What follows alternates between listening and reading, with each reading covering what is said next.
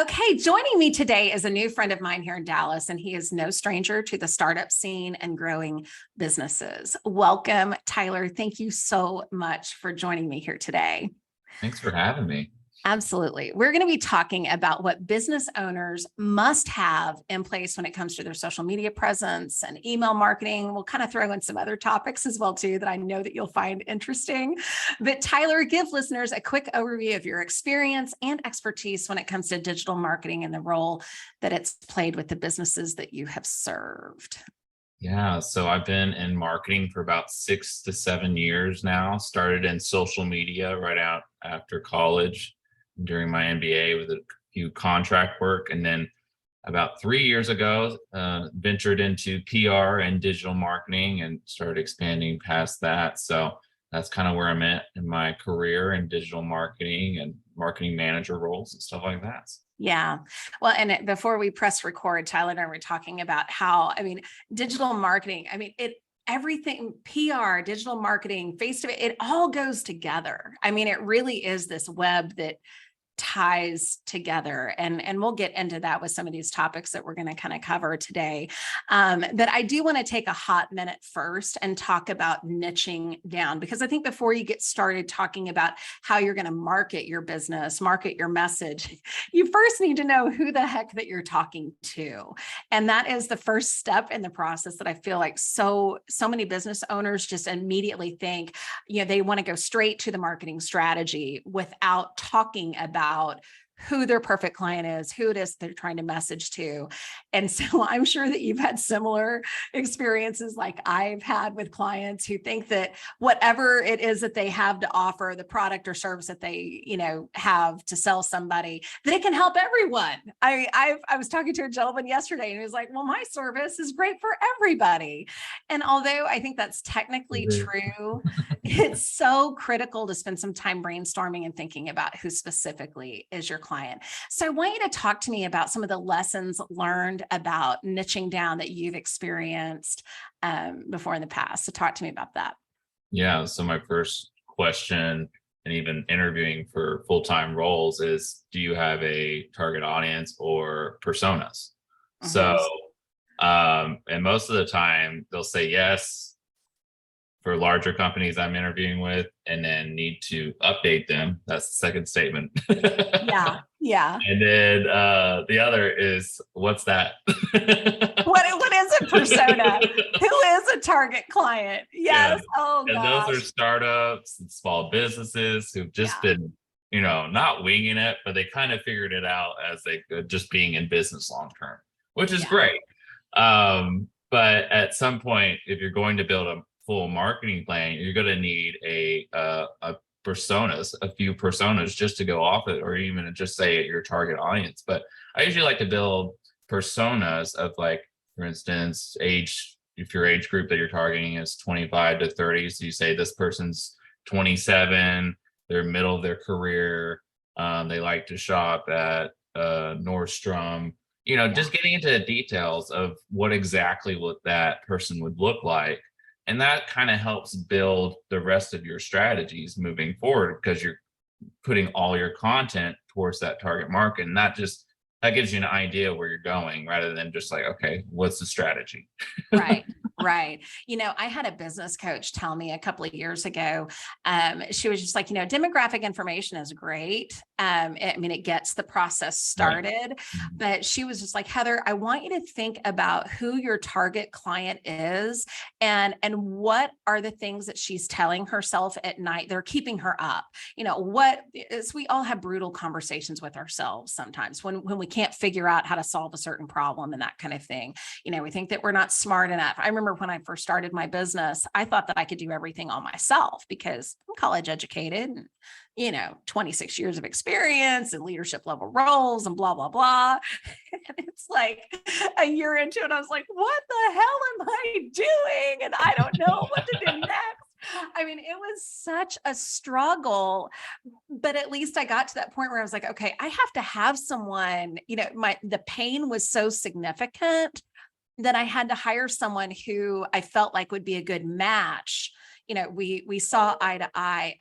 She was such, we were kind of like the same person as far as just, the same age group, and we like the same things. I mean, when she put posts on Instagram and on LinkedIn, I mean, I could totally resonate with everything that she was putting out there. It had an emotional, compelling pull for me. And I think that that is so important too. It's not just the demographics, but I call it the psychographics. It's, what is that person feeling? What's the pain that they're experiencing?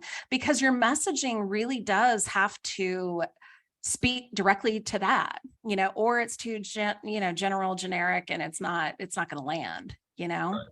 Completely agree. Yeah. Making sure those pain points are in those personas too. Oh, You're absolutely. building out is very important. And then how do you solve that issue for your potential customer or for them?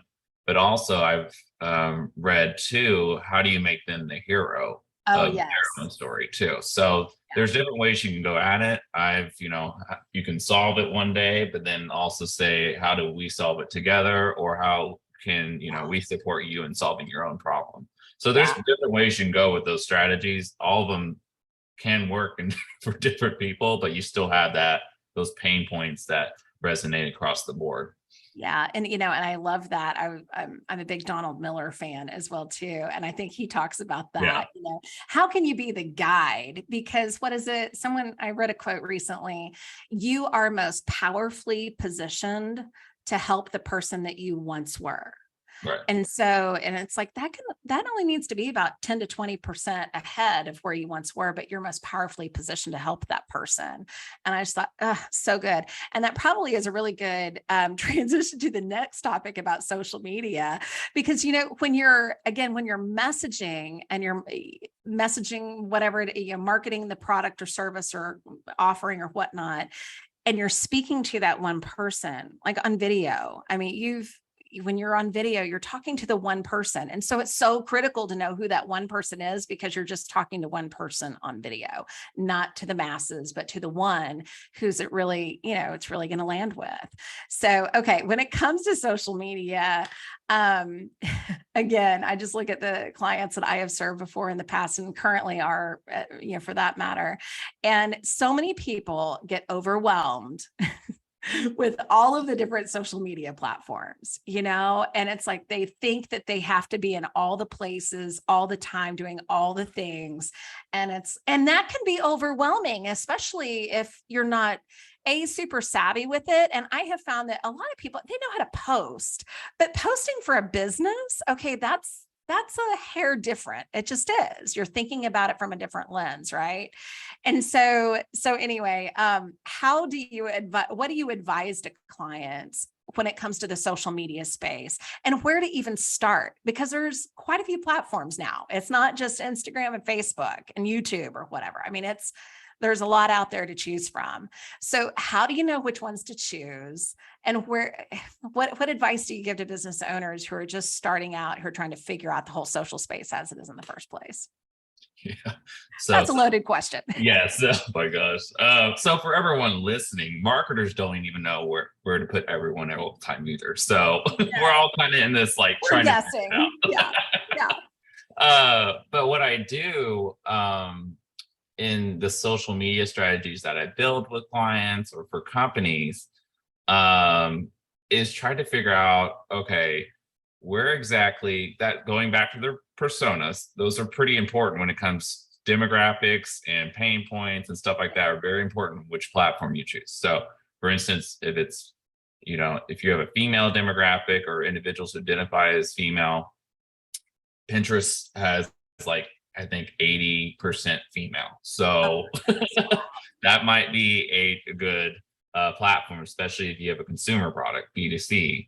Right. B2B are starting to do that a little bit now too. But B2C would resonate on that. So kind of figuring out, okay, those personas first, then the platforms, and then what type of voice you're going to have. So I get into So brand good. voice on the strategies as well. I think that's important, because if you think of, for instance, Wendy's took over Twitter, basically, they were just funny all the time. So they would comment on people, they'd be sassy. So they decided to go with that voice as their, so they went more funny, which is a business can be funny. It Oh, doesn't have to be absolutely. serious. Yeah. But you don't cross certain lines, with certain, you're not Right, right, putting right. people down or something like that, but you're being sarcastic or something like Yeah. that. And that can backfire. So you have to be very careful if you're Very going to be careful. funny, Yes. because your humor doesn't always resonate with everyone else's either. But Right. you can always try to be humorous. I usually try to start with most clients being professional, helpful, encouraging. So Uh-huh. those different types of adjectives that describe who you are as a brand. Yeah. So getting more into that, and then also backing up to, okay, where exactly is your target audience going to be on? Now that's kind of shifting right now. A lot of people are all over the place. A lot of people moving from Instagram to TikTok. I've tried Instagram for the past year now. My engagement has totally been gone down altogether. It's more of a pay to play on Facebook and Instagram now. Yeah. And now TikTok, what I just recently found out is that they are moving towards smaller followers. So they're going to push your content more. People are, I think, less than 10,000 or something like that are going to get Huh. more engagement on their Interesting. videos. So posting consistently on those platforms will get you more exposure too. Uh, Right. I'm seeing more and more, boomers on TikTok. So, it's not age. I mean, you got to figure out, like, this is going, you got to make it fun, or Right. are you going to, stick to more serious platforms like LinkedIn, which is totally fine too. LinkedIn's an excellent platform. It's more expensive on the ad side. Oh, But it's you can be way very, more expensive on the ad yeah. side. I don't Holy know. I moly. have had to double check on the last Yeah. pay per click, but it's like close to $8, I Oh think. my So goodness. yeah, Wow. rather than, less than $1 on Facebook. But you Right. might not get as much as you think on Facebook on the Yeah. ROI. Yeah. So Very you have to think true. about that too. So Yeah. there's different platforms. I as a marketer used to say you gotta need to be on all of them. This was 4 or 5 years ago, and you did need to be on all of them because you just didn't know, because they were still somewhat growing and stuff like that. Yeah. Now, if Yeah. you're on a couple, it won't hurt you. Um, Right. I would definitely always be on LinkedIn, but Facebook and Instagram, you may not need anymore. Yeah. So Twitter, Interesting. Twitter, Twitter's I it's don't its know own where it's little. going, to be honest with you. I I know. I might know. not survive.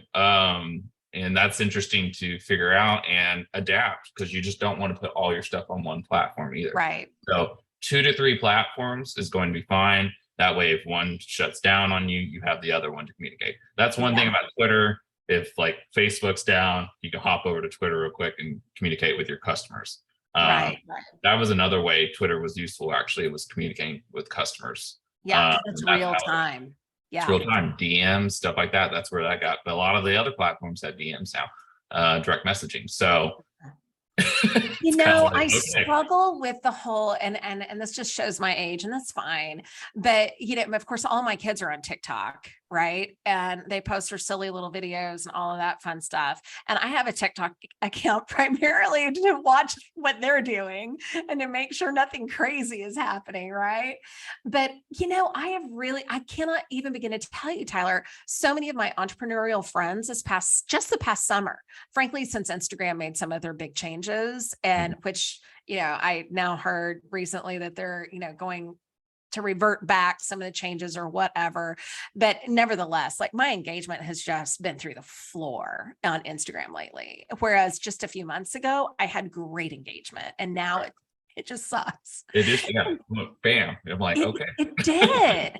And it's like, okay, it really and again, I'm a solo. I've got a team, but they're all contractors, right? And I'm like, okay, I'm the one who's producing the content. And it's like, okay, why produce the reels? Why go through all of the pain of putting all of that together to have no engagement, like no engagement? And it's so frustrating. So, and I know that, you know, my business owner friends out there are totally with me on that. And so I was talking to a girlfriend not too long ago who's an entrepreneur, and she was just like, you just need to get over on TikTok. You need to get over on TikTok. I'm like, is my perfect client on TikTok?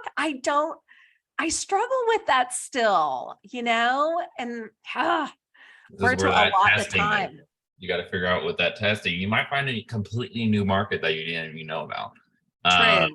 And that's the thing too. I mean, you got to take advantage of these platforms while they're allowing smaller creators to, Yeah.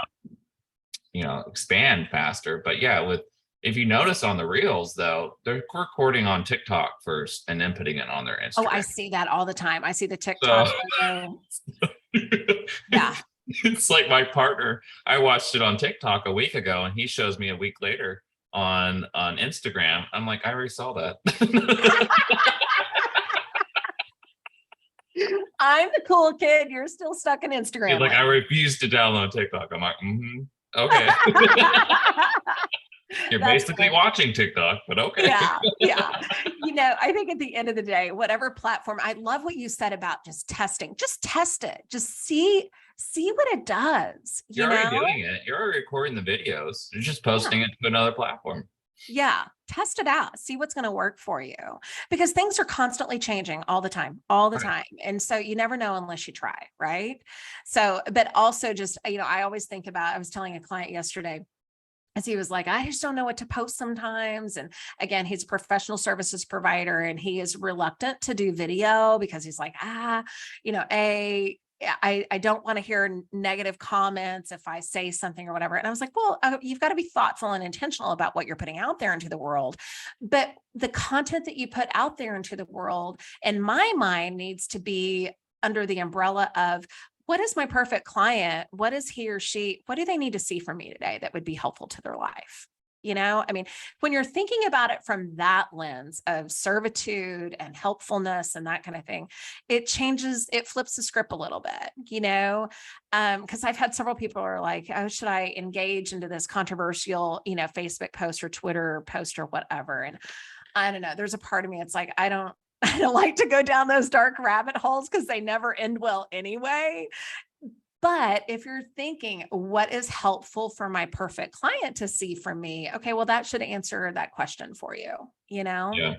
No, I completely agree. It's a knowledge. Everyone's looking for, when they're going towards a service, that you're knowledgeable about that service. So they're trying to build that trust.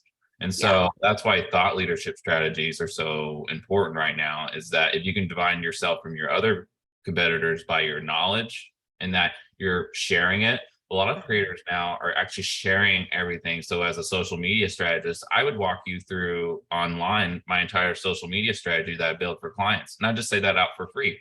You can go ahead and do it on your own time, but then they realize, oh, I might need some help. And then they come to me. So that information, that knowledge, a lot of people gatekeep it, which is understandable. I mean, that's your knowledge, that's your proprietary information. But at this point, they got to build that trust, and the only way to do that is through your knowledge. So that's why a lot of thought leadership strategies are working for larger companies. You can even do it with your smaller company too. And then basically that means it's you're knowledgeable of the topic too. Especially Absolutely. For small business, been around for a while, you know exactly what you're doing. So if you just want to sit down, give 15-minute or 15-second, 30-second tip on something, and just do 20 or 30 of those, and then post those over a series of time, that works too. I mean, people are not paying attention for more than a minute anyway. So you'd be lucky for a minute. If that, I was gonna say, if that, I think my views on any reel or any video that I've put out after about 40, I've looked at the data just this past summer,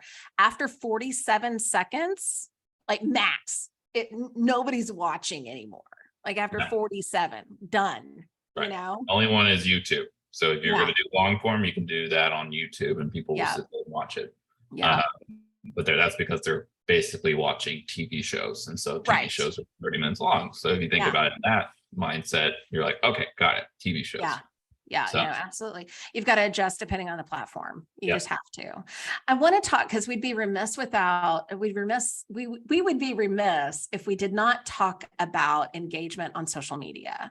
Again, what I see a lot, and I see a lot of marketing agencies do this for their clients, they're posting content, but I call it the post and ghost effect. They post it, and then there's no engagement.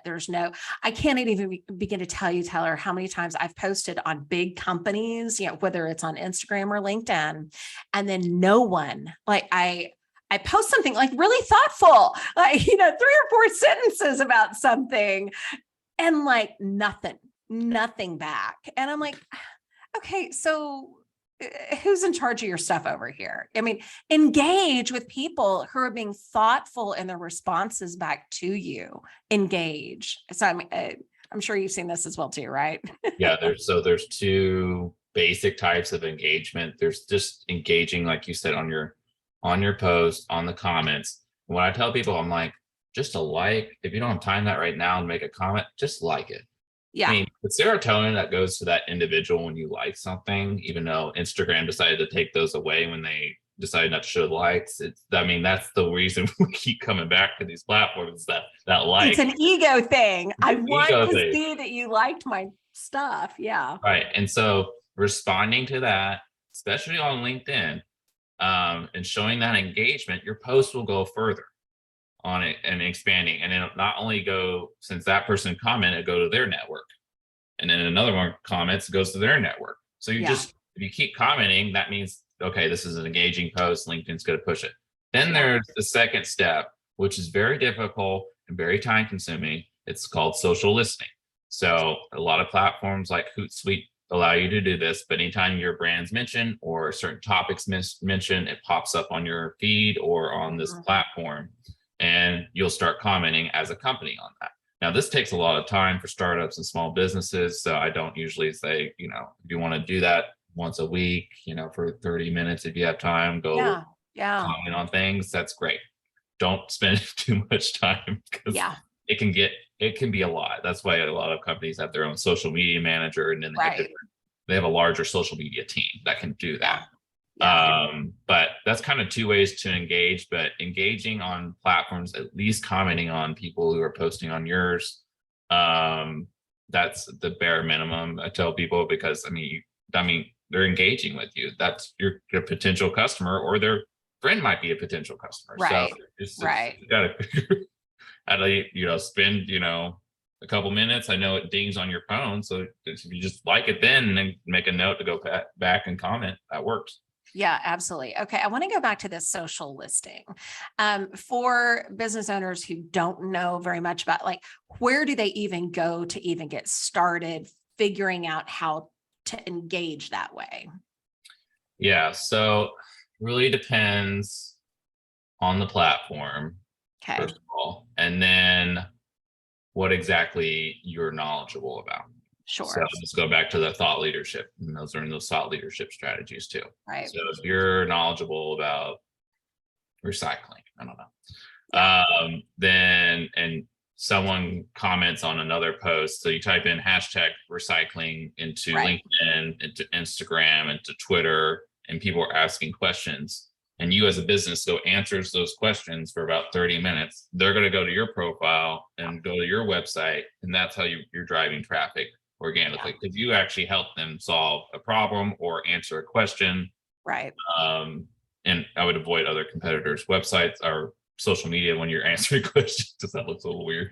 But just a general question of people, because sometimes used to Facebook, people would just get on Facebook. Does anyone know where this is? Yes. Oh yeah. You're just asking a question, and then you see a whole bunch of people, and then I see 100 comments, and I never met this person in my life who ever asked that question, but they're on my feed now. I'm like just completely amazed that someone just asked a question and then everyone else commented. That's the power of engagement, because it just spread all the way to me now. Then, halfway across the world, someone asked it in China. I now have it on my feed. I'm like, oh, I know that quick. I answer that question. So it's just, that's the power of social listening and engaging. And then people saw you on your post, and then they went to so it's just driving traffic, and it's a way of kind of organic traffic to you. And all you have to do is go to your search bar and type in keywords that make sense for your business. I talk about my content pillars. I'm a communication expert. So hop on LinkedIn on the search bar and type in whatever those words are for you and see what pops up. And if if there's some good questions or some really interesting dialogue happening, I love that. Just insert your presence, be a part of it. Yeah. And if you want to put So those hashtags or those keywords underneath those personas of your target market, and you have 3 on each, that's all you need to look at. Yep. Yeah. Keep it simple. I mean, I think that's the other thing. This does not have to be, you have to research 25, 30 hashtags. No. 3 to 5. What describes your business in 3 to 5 words? And just go search that. I mean, make it easy. It doesn't have to be hard. It's so funny. I was talking to a dear friend this morning and spending more time on SEO and building out my website and that kind of thing. And, and it all seems so overwhelming as, okay, where do I even get started with SEO in the first place? There's got to be a simple strategy for those of us who are new into this space. Where do we start? And of course I hopped on YouTube, found a quick video, and I'm like, okay, I need my content words, my 3 to 5 words, which I already have in the first place. And you need to be adding content to your website regularly, at least a couple of times a week. And I'm like, okay, cool. I can do that. That's something easy and simple for me to add into the mix. And so I think, again, the thing with when it comes to marketing your business for any new business owner, period, just think of it in baby steps. Just what's one thing that you can add on to this week, that could increase your engagement, increase your reach with the people that you want to get in front of, and just start there. Don't get overwhelmed with all of the things. Just start simply. Exactly. I do want to talk about marketing, email marketing, that is, because I was on the phone with a new client yesterday and he just was kind of like, email marketing. Isn't that kind of a dead deal? Or dinosaur. That's what he said. It's kind of a dinosaur. Yeah. And I was like, well, let's talk about that, because as much as I love social, you don't own your platform. I mean, LinkedIn owns your profile, Facebook, Instagram owns your TikTok owns your, they can shut it down. What was it last summer? There was like a 36-hour period where Instagram was shut down and people are freaking out about Instagram being shut down and how it was going to impact sales and that kind of thing. And I'm kind of like, well, it's not good. Don't get me wrong, but more the reason why you probably need to build an email list so you can still have access to your customers and people who want to buy from you. So I'm curious, how have you advised clients, again, new business owners, startups, how to incorporate an email marketing strategy into what they're already doing if they're not doing email?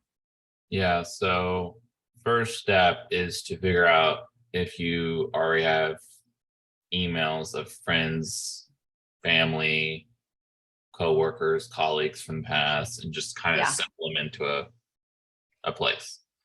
And then you put it into mass email marketing platform. And then you just basically build from that. And then once you start meeting people, start adding that into that mass email marketing platform. So that's kind of how I usually tell people to start. Where do you find these? Because obviously you haven't figured out how to get them, unless they're signing up for a newsletter through your website. You don't really get inbound emails all the time, right? Except if it's in your business email, they're getting emails from that. Pick up those people who emailed you. That gives you free reign. Absolutely. Now, be careful in Europe. There's some, forget the compliance. The double opt-in thing, I think. Yeah, double opt-in. So you have to be careful. And if it's a European client, you'd have to go through the process of that. But in the US, I don't think we're in that compliance situation. If you emailed me, then free game. We're on each other's list. So exactly. And all you need to do is unsubscribe. Like, it's not the end of the world. Or just ignore it. We all have thousands of emails that we just flip through anyway. So so that's kind of where you start with your initial email list. And then you want to get more complex. It's putting that newsletter sign up on your website. Get that newsletter. So I always start with newsletter marketing for startups and small businesses. Most likely they already have an email list or emails all over the place. They just need to consolidate, and then they already have an email list. It's not that big. It doesn't really matter. The large email lists have not proven to be better than small niche ones. Yes. So true. don't feel like 1,000's like, oh, that's a good potential 1,000 clients, Oh, absolutely. Yeah. And if it's your friend or family, they might share it with someone else. So it's just, Right. and that person builds that trust with another person. So 1,000, you can get very tight on people who are actually engaging with it. With the email, clicking on things, click through rates up, open rates up. I got down with something good in my companies to close to 30 to 40% open rate at one point, just because Yeah. we eliminated people who weren't opening it. Right. Yeah. And Yeah. the platforms will do that for you now too. So if you say, I don't want this person who hasn't opened it up in 4 or 5 emails later, Yeah. they can be removed from your list. And so they won't email you. So you'll also, we use HubSpot, the free version. Oh, yeah. Yeah. Because once you hit past the free version, it gets expensive. So you kind of have Right. to Yeah. cover in the free version for a while. MailChimp's good too. Oh, yeah, it is. Yeah. But it really just, whatever your preference is for email. Sure. And I'm not going to get into CRMs, but because that's too complicated. That gets too complicated. Keep it easy. Yeah. Yeah, keep it easy. Keep it easy. Yeah, so the email marketing, small lists are fine. Newsletters, start with newsletters. And then once you get past newsletters, there's, like we've talked about, is the drip campaigns. So you figured out a landing page, they landed on a landing page. Just get more complicated with a web developer. You work with your web developers on this. Build a landing page, get their emails, provide them some knowledge once you got their email, some gift that they can sign up for, or something like that, or free service, or whatever you're providing. And then that's where those drip emails come from. Other way to do drip campaign is if you buy list of potential clients, potential customers that meet your criteria, and then you send those.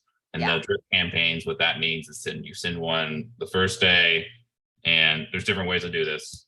You can send the second one to everyone again, the third one to everyone again, and the fourth one to everyone again. So there's several emails that kind of lead them through a journey to selling. You don't want to sell them on the first one or the second one or the third one. You want to offer value throughout the whole thing, and then a clear call to action at the end. Yeah. The other way to do a drip campaign is if 300 people you bought a list of 1,000, 300 people open, those open people only get the second email. No one else gets the second email. Yeah. And that's how you test both. Never know. You never know. Yeah. And if you get a large list, like 10,000, do A/B testing, which means you do one email that looks like this, another email that looks like that. So that gets way more complicated. You're going to need someone who's in marketing kind of to actually help you with that. But just, I think the point is that you've got to try stuff, whether it's on social media, email marketing. I mean, you just have to tweak. You've got to try. I mean, I think one thing that I have done, especially with email marketing, and I'm very proud of this. I have a client that I'm working with right now, and she has a really good engaged email list as it is in the first place. But I have tried using different hook lines, for subject lines, hooks for that. And oh my gosh, I think I came up with a hook line for an email probably as I was drinking a glass of wine, more than likely, because I was like, this is really good. That's really, and I tried it, 63% open rate. Nice. 63%. I was like, maybe I need to drink more wine coming up with hook lines. I don't know.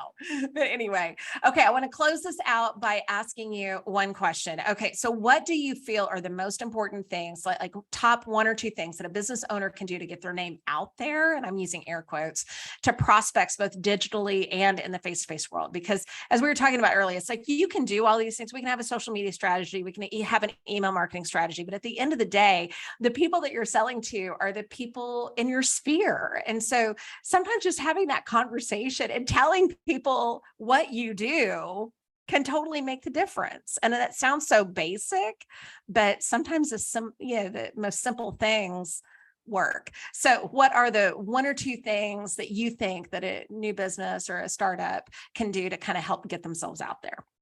Yeah. So in sales and marketing, it's 7 touch points before you make a sale.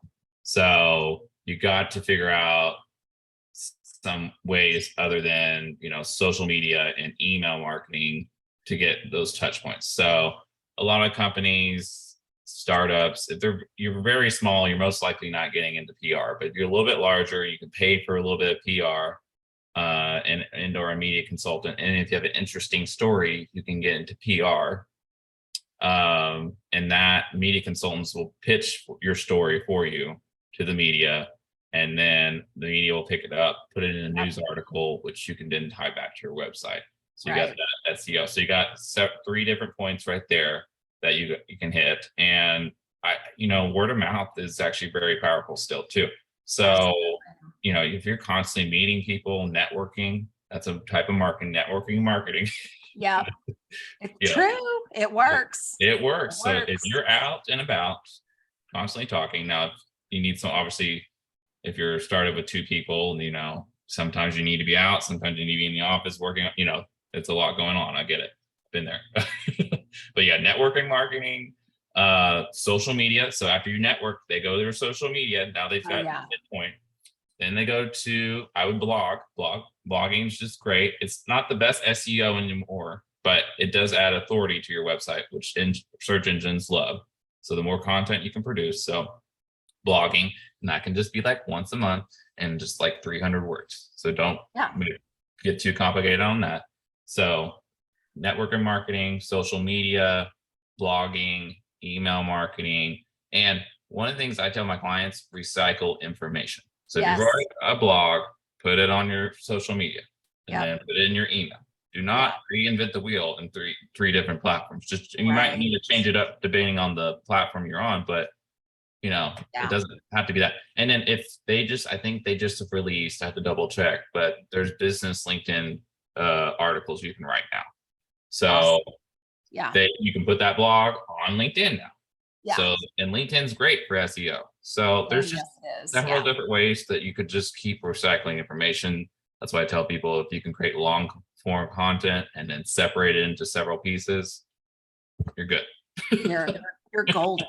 I mean, you're more than good. You are golden at that point. Again, for these small business owners who don't have the time, these are just simple things that you can do just to get going. So thank you so much for your time. I so appreciate it.